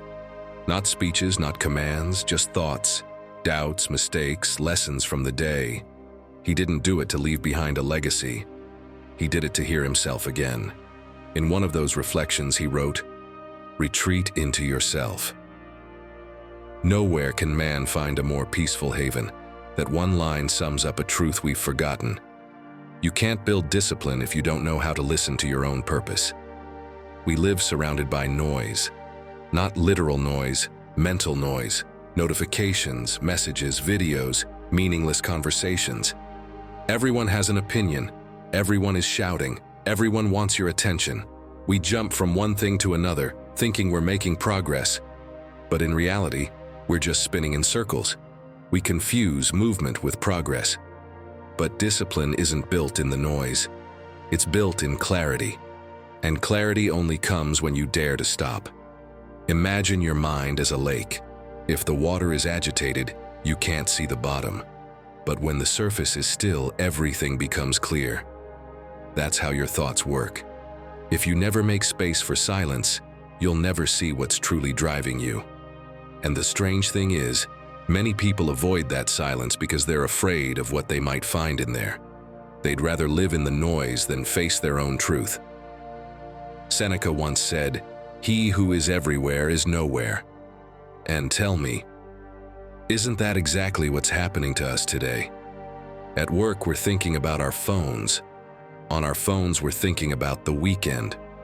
On the weekend, we're thinking about all the things we didn't finish at work. A scattered mind is a silent enemy. That's why the Stoics trained focus like a muscle. They knew that if you don't control your attention, you don't control your life. Epictetus made it clear, no one is free who is not master of themselves. If you can't go 10 minutes without checking your phone, without music, without distraction, then you're not choosing your thoughts. You're just absorbing everyone else's. Every time you open your phone just to check something quickly, and suddenly an hour's gone, you're drifting further from yourself. You've heard everyone, except you. My friend, a disciplined mind isn't one that does more. It's one that knows when to stop. Because it's not just about acting. It's about acting with direction. 3 months is all it takes to retrain your focus. If you learn to create your own moments of silence, start with something simple. A daily noise fast. 10 minutes with no music, no screens, no conversation. Just you breathing, letting your thoughts quiet down. At first, it might feel uncomfortable, but that discomfort is the sign that you're reconnecting with yourself. Another simple practice. Start the day without touching your phone. Don't open it the moment you wake up. Get up, breathe, think about what you want to build today, before the world tells you what to think. And at the end of the day, ask yourself one question. Who did I listen to more today? The world or myself? The answer will tell you exactly where you're headed. The Stoics didn't need spiritual retreats or mantras. Their meditation was reflection. Their temple was the mind. And their prayer, discipline. Marcus Aurelius didn't seek peace in solitude. He found strength in silence. Because when the outside noise dies down, your inner voice stops whispering and starts guiding. Clarity doesn't come from more information. It comes from less distraction. It comes when you dare to be still and face what you've been avoiding. In that uncomfortable silence, you begin to understand what you want, what you need, and who you want to become. And once that understanding arrives, so does direction. Discipline, consistency, and self-control start flowing naturally when your mind knows where it's going. So cut the noise. Shut down what distracts you, even if it's just for a few minutes a day. Listen to the silence, because there, in the stillness you're so afraid of, is your purpose waiting for you. Silence isn't emptiness. It's the space your true voice needs to speak. And once you start hearing it, you'll see how in just 3 months everything starts to align. Your actions, your energy, your decisions. Not because the world has changed, but because finally you're listening to the one who's in charge. If you're ready to truly listen to yourself, declare it with one simple sentence. Today, I turn down the volume of the world to hear myself. Because silence doesn't pull you away from life, it brings you back to it. Lesson 15. Restart as many times as you need to. How many times have you told yourself there's no point in trying again? I'm too old. I've already failed too many times. If it didn't work before, it won't work now. That kind of thinking is pure poison. Because what really defeats you isn't failure itself. It's the decision not to start over. The Stoics understood this perfectly. Epictetus didn't have a great start in life. He was born a slave. No rights, no opportunities, no visible future. Anyone else in his position might have thought, why bother trying again? My fate is already sealed. But he refused to accept that idea. He chose to start over every single day, even if all he had was his own mind. And that decision, repeated again and again, turned him into one of the most influential philosophers in history. Think of something simple. Imagine you're building a sandcastle on the beach. A wave comes and knocks it down. You've got 2 options. Curse the ocean and sit there sulking, or put your hands back in the sand and start building again. The child in you knows the answer. But as we grow up, we let fear and shame paralyze us. I've felt that temptation not to try again. When a project I poured everything into collapsed, I thought, what's the point? I already gave it my best. I spent night after night staring at the ceiling, convincing myself that the smartest thing to do was give up. And yet deep inside, there was a voice that wouldn't go quiet. A voice that kept saying, try again. Even if it hurts, even if you're tired, even if it feels useless. And every time I listened to that voice and took one more step, I discovered there was still strength left, still possibility ahead. That's the secret no one talks about. Life resets as many times as you want. There's no maximum number of attempts, no sign that says, you've tried too much, game over. That only exists in your head. Maybe you've lived it yourself. A test you didn't pass. A relationship that fell apart. A business that didn't work out. In that moment, it felt like the end. Like it wasn't worth starting again. But tell me, what happened after some time? With the pain still fresh, you stood up again. Maybe cautiously, maybe with fear. But you did it. And because of that, you're still here. My friend, every new beginning is a victory in itself. Even if it feels small, even if it seems insignificant, the fact that you're willing to stand up again means you still believe in yourself. And that matters more than any immediate result. Imagine life like learning to ride a bike. You fall once, twice, 10 times. You scrape your knees, you cry, you think you'll never get it. But one day, without even realizing it, you're pedaling on your own. That moment wouldn't exist if you had quit after the third fall. No one learns to ride a bike in a single attempt. Life works the same way. Marcus Aurelius wrote that every sunrise is a chance to start again. And he was right. Just opening your eyes each morning is a reminder that you can reset, no matter what happened yesterday. That's the mindset you need if you want to reinvent yourself. Don't see starting over as a setback. See it as wiping the canvas clean so you can paint something new. Maybe what you did before didn't turn out the way you hoped, but it gave you experience, it gave you insight, it made you stronger. Each reset comes with more wisdom than the last. So when you feel like you're done, like everything's lost, remember this: the only real defeat is standing still. As long as you have the courage to begin again, you are never defeated. Restart as many times as it takes. And one day, when you look back, you'll realize those new beginnings you were so afraid of were exactly what made you grow. You'll be unrecognizable, even to yourself. And that's when it will all make sense. Every fall was just teaching you how to rise better. Now I've got a challenge for you. Don't leave this video without leaving your mark in the comments. Write down which part of your life you're going to restart today. Be specific, even if it's something small. A habit, a project, your relationship with yourself.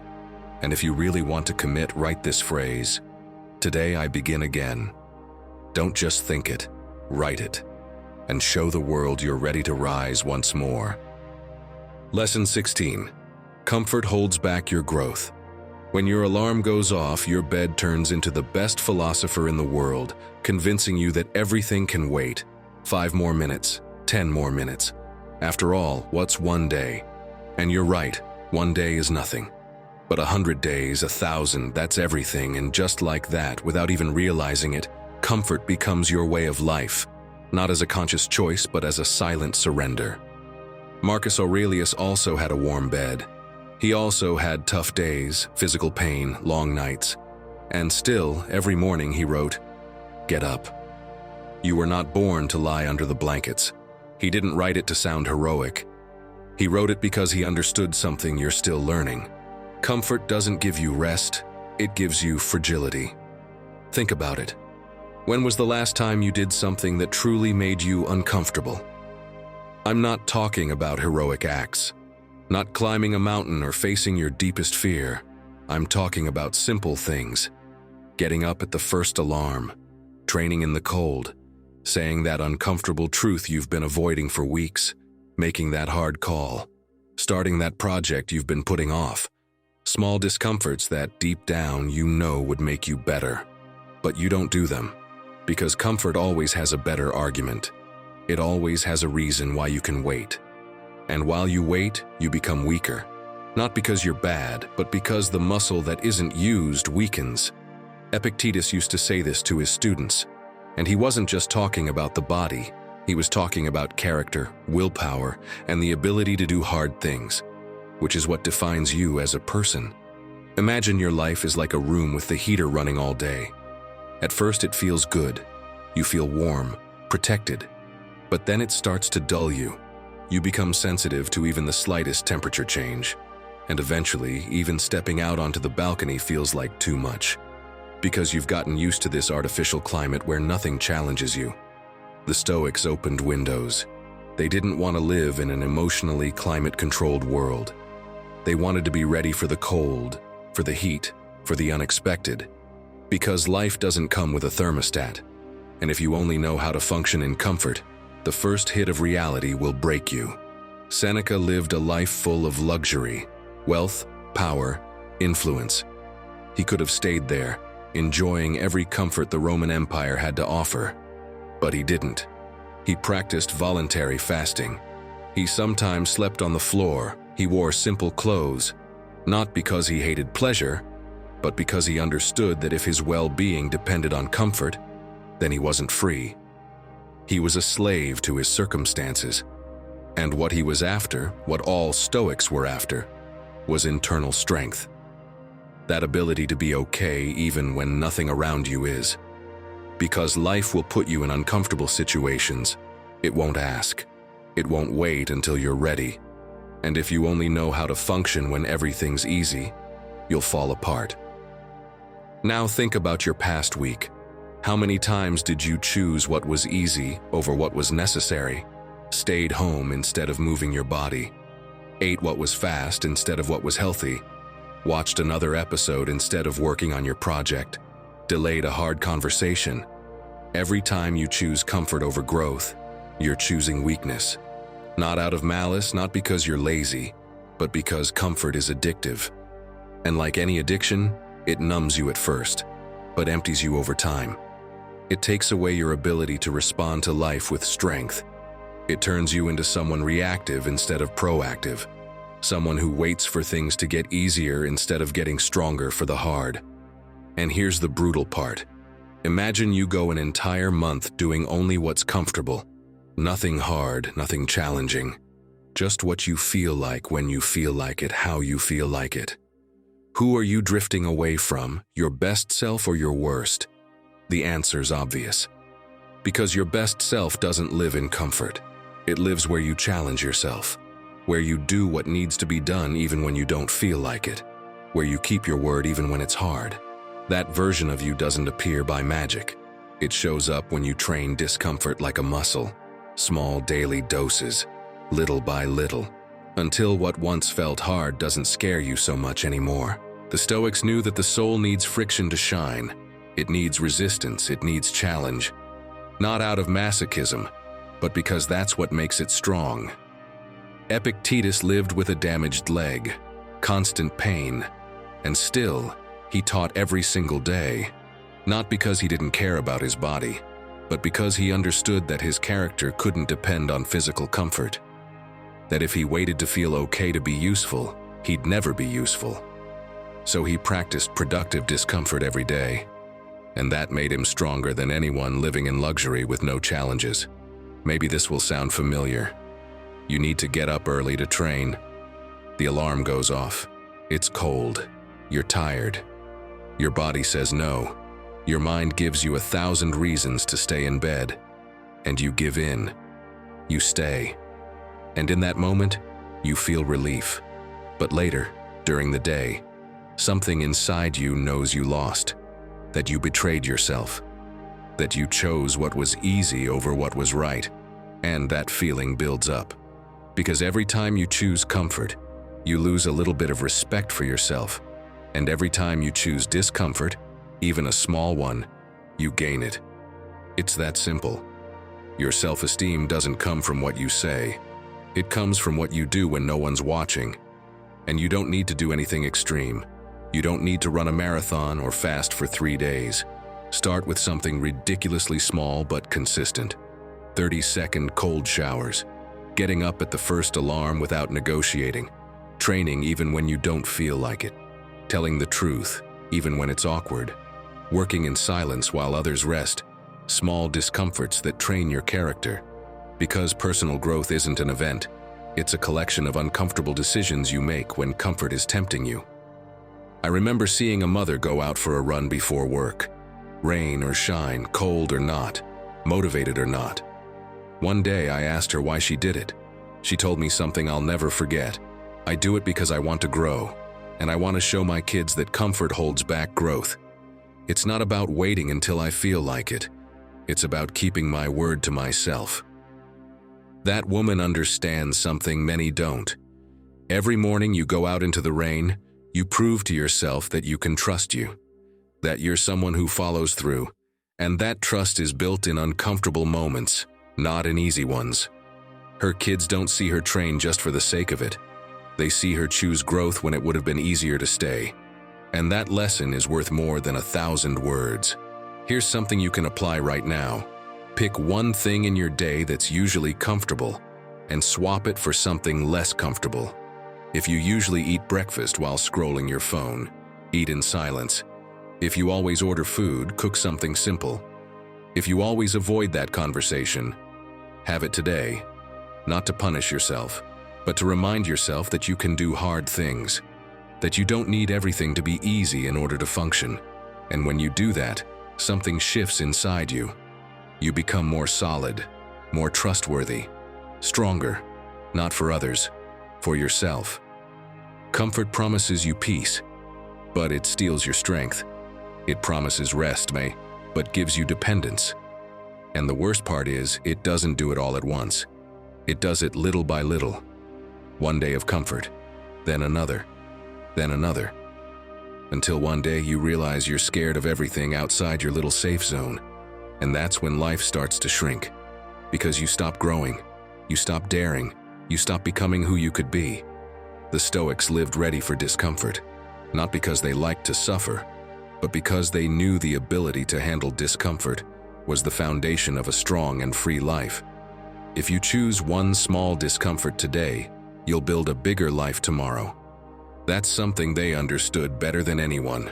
Now, my friend, think of that one small discomfort you've been avoiding. A phone call, a change, a habit, a decision. The one you know would help you, but you always push to another day. What is it? Tell me in the comments. No judgment here. We're all training the same thing, to grow stronger, not more comfortable. And if you don't want to go into details, just leave this. Today I choose the hard thing that builds me. 17th lesson. Choose who you sail with. Think about this. No matter how strong a rower you are, if your boat is full of people shouting that everything is lost, sooner or later you'll end up believing them. That's how powerful your environment is. It pushes you, shapes you, drags you in the same direction as everyone else. Seneca wrote it clearly in his letters. Associate with those who will make you better. He knew that if you spend too much time around the wrong crowd, you'll eventually absorb their flaws and lose your way. It's not that you want to change, it's that the environment quietly molds you without you even realizing it. I saw this firsthand with Andres, a chef I know. Andres dreamed of opening his own restaurant. He had talent in the kitchen, a passion for creating unique dishes. But he spent most of his time with friends who did nothing but complain about how bad everything was. Every time he shared an idea, he heard the same things. That's too risky. You'll probably fail. It's not worth trying. And little by little, those voices became his own. That's how he gave up. Not because he lacked skill, but because his environment convinced him it was impossible. But one day, almost by chance, he started spending time with a group of entrepreneurs at a local market. People who were also afraid, but who dared to take small steps anyway. And within a few months, Andres realized something. He hadn't magically changed. The people around him were helping him look further. Today, he owns his restaurant. Not because he suddenly woke up with unlimited confidence, but because he chose to change his company. That's the point. You can't expect to reinvent yourself if you're still surrounded by those who drag you down. It's like trying to swim with an anchor tied to your foot. No matter how hard you try, the weight will pull you under. Stoicism makes it clear through Seneca's wisdom. If you want to cultivate virtue, surround yourself with people who inspire you to be better. Just like walking into a room where someone has lit incense, whether you intend to or not, you leave with the scent clinging to you. That's how it works with people too. So ask yourself, what kinds of conversations fill your days? Do you talk about opportunities, projects, ways to grow? Or do you spend hours absorbing complaints, gossip, and fear? Because what you hear over and over becomes how you think. And how you think shapes your life. Seriously, think right now. Who are the 5 people you spend the most time with? Don't overanalyze, just let the first names come to mind. Now ask yourself, do they add to my life or drain it? When I'm with this person, do I feel like they push me to grow, inspire me to aim higher? Or do I walk away feeling drained, dulled, like they've stolen my energy? You don't need a notebook to know the answer. You feel it in your body. That lightness after talking with someone who believes in you, or that heaviness after too much time with someone who only complains. That contrast tells you exactly where your ship is headed. And let's be clear, this isn't about hating or looking down on anyone. It's about choosing your direction. Walking away from those who hold you back doesn't mean they're bad people. It means you've chosen to grow. And growth hurts sometimes, because not everyone will want to come with you. My friend, if you truly want to reinvent yourself, you need to be selective. Choose an environment that challenges you, that inspires you, that pushes you to become more than you are right now. Seek out conversations that lift you up, people who believe in the impossible, company that reminds you your past does not define your future. And if doing this exercise made you realize there are people on your boat who aren't rowing with you, that's okay. Because right here, you've found a different kind of place. This community does want to see you grow, does want to see you thrive.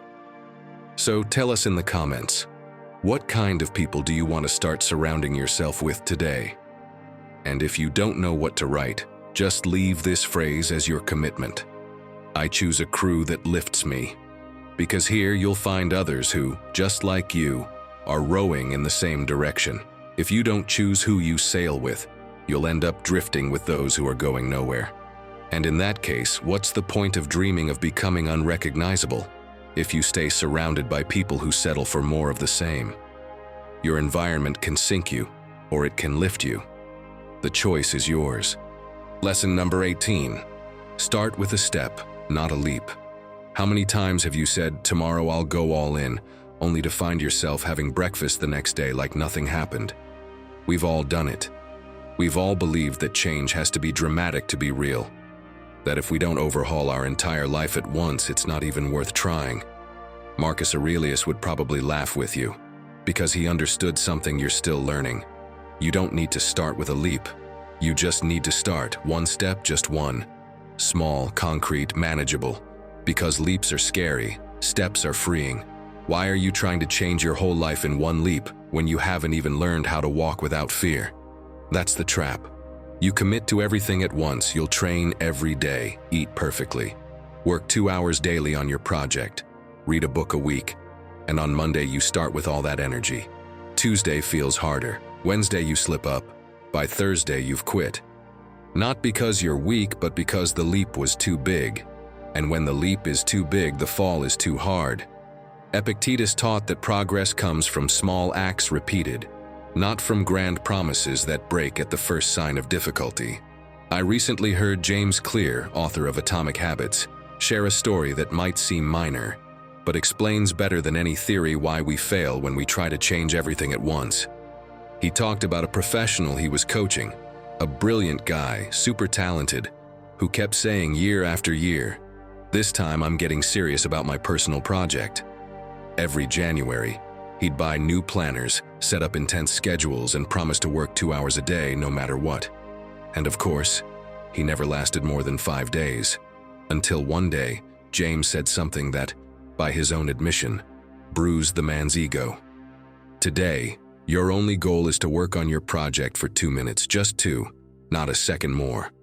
The man was offended. 2 minutes? That's pointless. But he did it. 2 minutes. Closing the laptop afterward made him feel a mix of shame and relief. But he'd done it. And the next day, he did it again. And again. And something strange happened.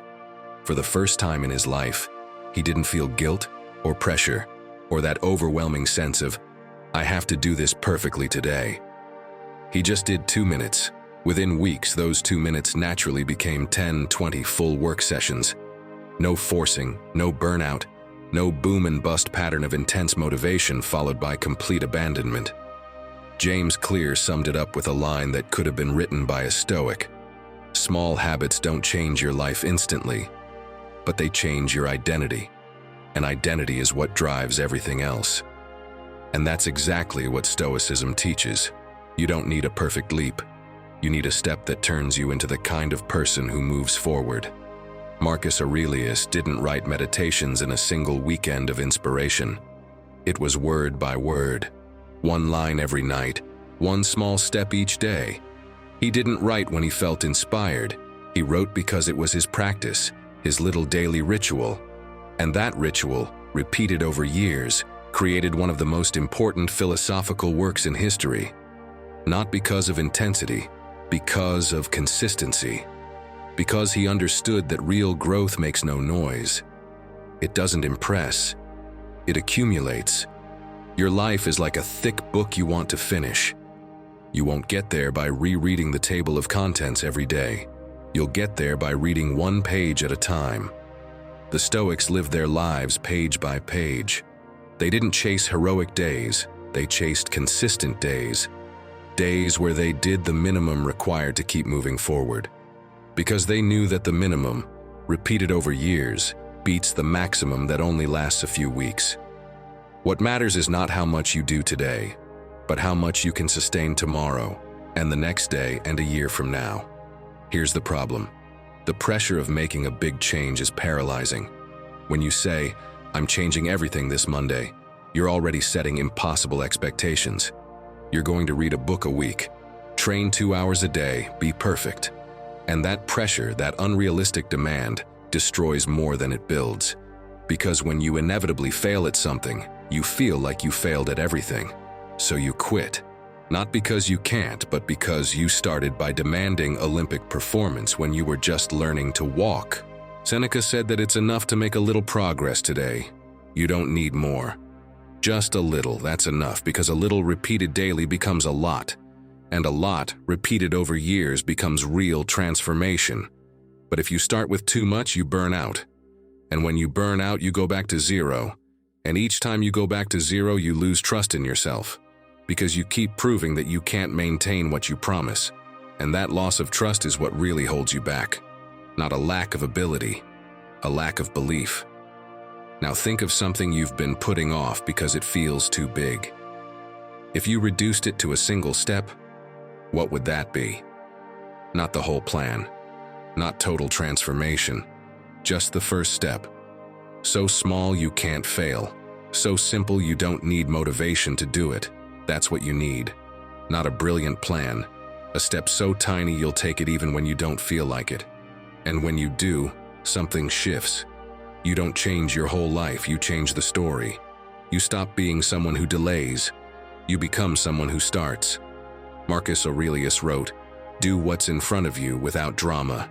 He didn't try to do it all, just what was in front of him, today in that moment. And that was enough. Because he knew that if you deal with what's in front of you today, tomorrow something else will come. And if you deal with that too, you'll keep moving forward. You don't need to see the whole path, just the next step. And when you take that step, the next one becomes clear. And step by step, you'll go further than you imagined. Epictetus said, "Don't try to control the world, just this moment. Because this moment is all you have. You can't control the final outcome. You can't control whether you'll achieve everything you want. But you can control whether you take your small step today. And that step, however tiny it feels, is your only responsibility. Not success, not perfection, just today's step. And when the day is hard, when you're tired, when everything feels heavy, it's okay to make the step even smaller. It doesn't have to be the same size every day, it can shrink, but it should never disappear. Because the day you take no step at all is the day you break the chain. And breaking the chain hurts more than taking a ridiculously small step. So if today you can only do 1 minute, do 1 minute. If you can only write one sentence, write one sentence. If you can only clean part of your room, clean that part. But do something, because that something keeps the identity of a person who moves forward alive. Do the minimum you can sustain long term, not the maximum you can do once. Break any goal into daily micro-actions, so small they feel silly. Because that simplicity is your advantage. It lets you start without fear, without pressure, without impossible expectations. And when you start without pressure, you stay consistent.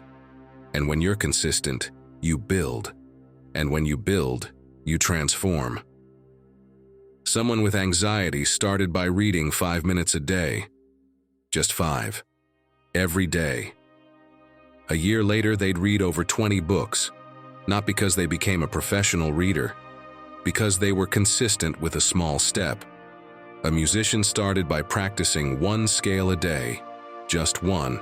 5 years later, they were playing professionally, not because of talent, because of consistency. An entrepreneur started with one action a day to test his idea, just one. Today, he runs a business that gives him freedom, not because of luck, because of small steps repeated until they became something big. Leaps are scary because you don't know if you can make them. Steps are freeing because you know you can. Leaps require courage you might not have right now. Steps only need a decision, which you can always make. And when you take that small step, you gain something no perfect plan can give you. Evidence. Proof that you can, that you show up, that you move forward.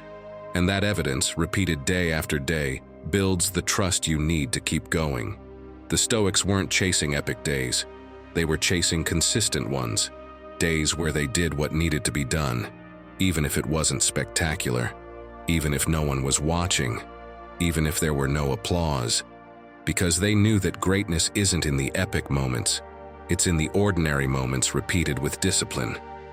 If you take one small step today, even if it feels insignificant, you're already building the path that will support you tomorrow. You don't need more than that. You just need to start and keep going, step by step, until one day you look back and realize how far you've come without even noticing. Lesson 19. Choose the pain that makes you grow. Let me tell you something most people don't want to hear. Pain doesn't go away.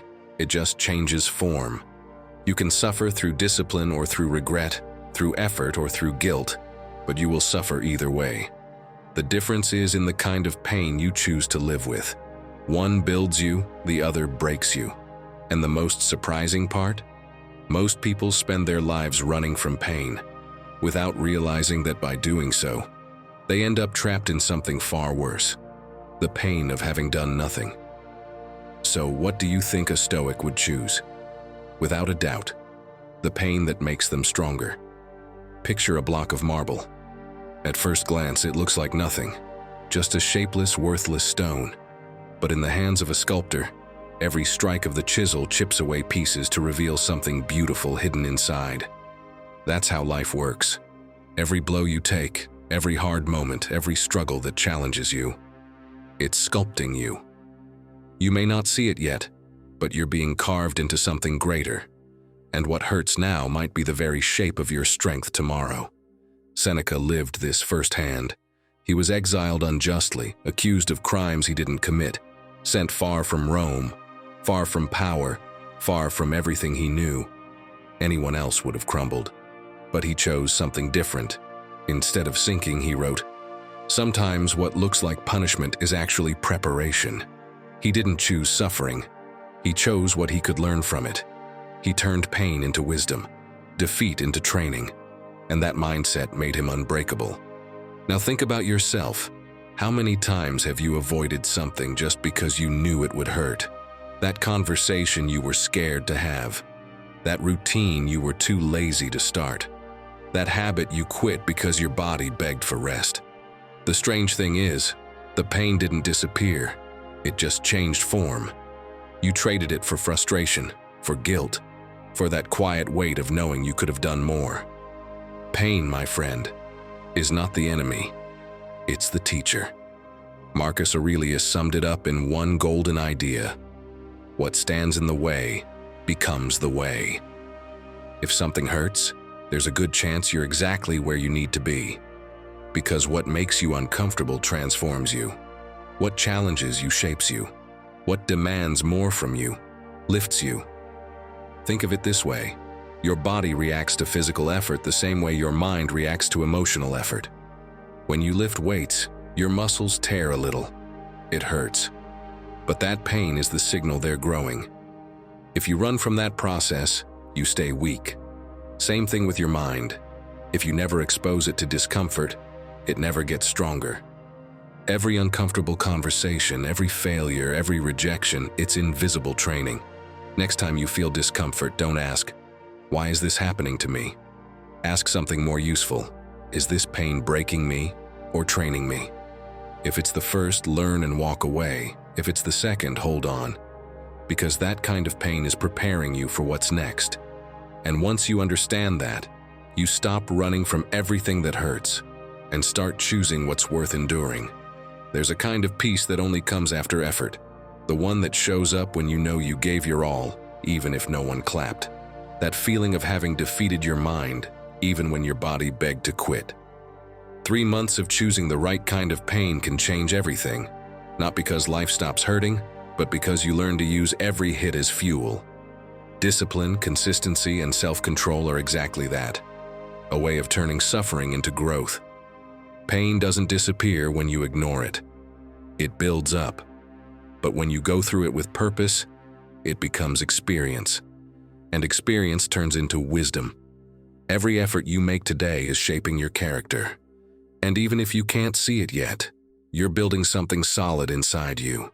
Seneca did it in exile. Marcus Aurelius did it in the midst of war.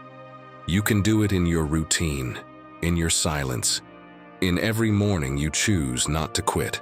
We're all being sculpted by something. Some people let life hit them at random. Others choose which blows to accept, which lessons to learn, and what version of themselves they want to reveal. You can't avoid pain, but you can choose to make yours meaningful. So choose wisely. Let the pain that walks with you be the pain of growth, not regret. The pain of effort, not guilt. Because in the end, every wound you face with purpose becomes a mark of strength. And every day you endure with discipline, consistency, and control brings you closer to that version of yourself that's still being carved, but already starting to shine. And remember, my friend, pain will find you either way. So make sure that when it does, it finds you on the path that leads to growth, not the one that leaves you unchanged. Lesson 20. Live like your new self. Picture this. Your alarm goes off early, and instead of hitting snooze over and over, you jump out of bed. You throw on your favorite workout clothes, lace up those new running shoes you just bought, and head out for a run. The cool morning air hits your face while your favorite playlist plays in your ears, the one that instantly lifts your mood. You're not running to show off. You're running because every step connects you to the person you want to be. Back home, you take a quick shower and prepare breakfast without rushing. No improvising, just your yogurt with fruit and granola. The one you love and know gives you real energy to start the day. You sit down at the table, no distractions, no rush, just enjoying every bite. Then comes the best part. Instead of wasting the morning in distractions, you dive into that personal project you've been dreaming about. Maybe it's a book, a business, a creative idea. It doesn't matter what it is. What matters is that while you're working on it, you feel like your time has purpose, like you're building something real, something that reflects who you truly are. And by the end of the day, when you look back, you don't feel drained or frustrated from running in circles. You feel proud. Proud because even if it wasn't perfect, you lived a day that was aligned with the version of you that you've always wanted to become. And do you know why it worked? Because you finally understood what Epictetus meant when he said, "First say to yourself what you would be, then do what you have to do." You didn't wait for the perfect moment. You acted as if you were already that person. And that, my friend, makes all the difference. That's called the self-identity effect. Researcher Robert Cialdini showed that people tend to act according to the identity they believe they have. If you see yourself as disciplined, you act like someone who is. If you tell yourself you're strong, you start making decisions like someone strong. Now look at what usually happens in real life. Someone tells themselves every day, "I'm a mess. I always fail. Nothing ever works out." What happens? Their mind accepts that label and starts shaping their reality to match it. They live like a mess, even if they weren't one to begin with. Now flip the script. Imagine that same person decides to rewrite their narrative. They start repeating, "I'm capable. I'm improving. My decisions shape my future." At first, it sounds fake, even ridiculous, but if they back it up with action, getting up when they don't feel like it, making brave choices, staying consistent, sooner or later, that identity becomes real. It's like sculpting a statue. At first, all you see is a block of marble.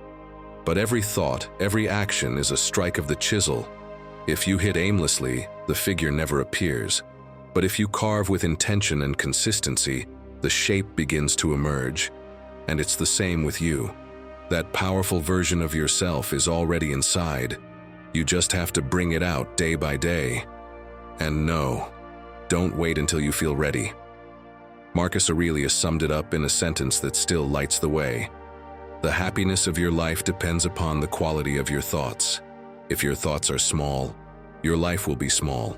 If your thoughts are strong, your life will start to reflect that strength. So, my friend, here's the question, simple but direct. What would happen if starting today you acted as if you were already that version of yourself?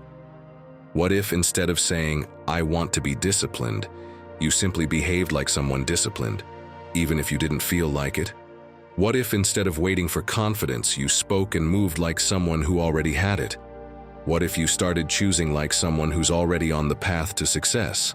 That as if is not make-believe. It's the beginning of your transformation. Because the more you live like your new self, the less room you leave for the old one. Today, you can keep thinking about it, or you can start chiseling. That's the difference between remaining an unshaped block of stone or becoming the masterpiece that was always waiting to be uncovered inside you. Lesson 21. Take back the helm of your mind. Imagine your life as a ship sailing in open waters. The wind shifts, waves crash, storms appear when you least expect them. Now tell me, who's holding the helm? Because if it's not you, what you've got is a drifting vessel, moving wherever the sea pushes it. And that's exactly what happens when your mood depends on a comment on social media, when your self-esteem wobbles because of someone's opinion, or when you change your decisions out of fear of what others might think. You're not steering your own mind. The waves are steering it for you. Seneca understood better than anyone the power of keeping the mind under control. Picture the scene. A Roman Senate session. Political rivals waiting for any slip-up. Voices mocking him, accusing him, trying to provoke him. Most people would have responded with anger, or resentment, or fear. But Seneca didn't play that game. He stayed calm, never raised his voice, kept that unsettling serenity that disarmed more than any outburst. Not because he didn't care what was happening, but because he knew the only thing that truly belonged to him was his judgment, his way of interpreting every attack. And that control was his real strength. He couldn't choose what others said, but he could choose not to hand over his inner peace. Now think about yourself. How many times have you reacted exactly the way those senators would have wanted? A bad day at work and your whole mood collapses. A comment online and your confidence crumbles. One setback and you feel like your world is falling apart. What's dragging you down isn't the event itself. It's your automatic reaction. You've let the outside world run the show. Marcus Aurelius explained it with clarity that cuts through time. If something external affects you, it's not the thing itself that disturbs you. It's your judgment about it. And that's the secret. No one gets inside your mind without your permission. What happens out there doesn't have the power to destroy you, unless you open the door and let it in. Most people live the exact opposite way. You probably know someone who always has someone to blame for how they feel. I'm in a bad mood because my boss is useless. I can't be happy because my partner doesn't understand me. The crisis ruined my life. These are people who give up their peace as if they had no choice. From the outside, it's easy to see. They're not steering their lives. They're being tossed around like ships with no helm, slammed by every wave that hits. Modern psychology confirms it. Cognitive behavioral therapy, largely inspired by Stoic philosophy, teaches that it's not events that hurt us, but our interpretation of them. If your reaction to criticism is, "It ruined my day," then the day is lost. But if you choose to think, "It's just an opinion, nothing more," you instantly take back control. The situation stays the same, but your experience changes. Think about something as simple as traffic. You're running late and someone cuts you off recklessly. You can spend the rest of the morning replaying how stupid that person was and show up to work furious, or you can let it go and move on. In both cases, the event is identical. The only difference is how much power you chose to give it. Guarding your mind doesn't mean becoming indifferent. It means setting boundaries. It means recognizing that the outside world can move, but it can't decide for you. Seneca, Marcus Aurelius, Epictetus, they all lived surrounded by conflict, injustice, and personal attacks. But none of them let those things dictate their peace. That's the model. If you want to reinvent yourself and grow, you need to learn to do the same. Take back the helm, even in the middle of the storm. Let's make it practical right now. Take a blank sheet of paper. On one side, draw a big helm as a symbol of your control. In that space, write everything that depends on you, your choices, your effort, your habits, how you respond to what happens. On the other side of the paper, draw waves crashing against the ship. There, write down everything that's out of your hands. What other people say, the weather, the economy, criticism, random chance. When you see it in front of you, you'll realize what the Stoics repeated over and over. The sea will never stop moving. But as long as your grip on the helm is steady, you'll always be able to stay on course. That paper becomes a physical reminder that your energy should go toward what's within the helm, not what's in the waves. Every time you feel pulled by what's happening outside, go back to that sheet. Look at it and ask yourself, am I acting from the helm, or am I being dragged by the waves? That simple moment of awareness gives you back the control you thought you'd lost. My friend, reinventing yourself isn't about waiting for a magical sign or the perfect day. It's about waking up today and deciding that every thought, every action, and every habit will push you closer to your new self. It's not a one-time event. It's a constant choice, a way of living fully awake. Stop just imagining it and start acting as if you already are that person. Because transformation isn't something you think your way into, it's something you practice. And before you even realize it, you'll look back and you won't even recognize the person you used to be. If you've made it this far, let it be known in the comments. Write, I'm becoming my best self. That tells me you're part of this community that doesn't give up. Subscribe and turn on the bell so we can walk this path of wisdom together. You've got more videos on screen waiting for you, because every step counts. Click now, and let's keep learning together.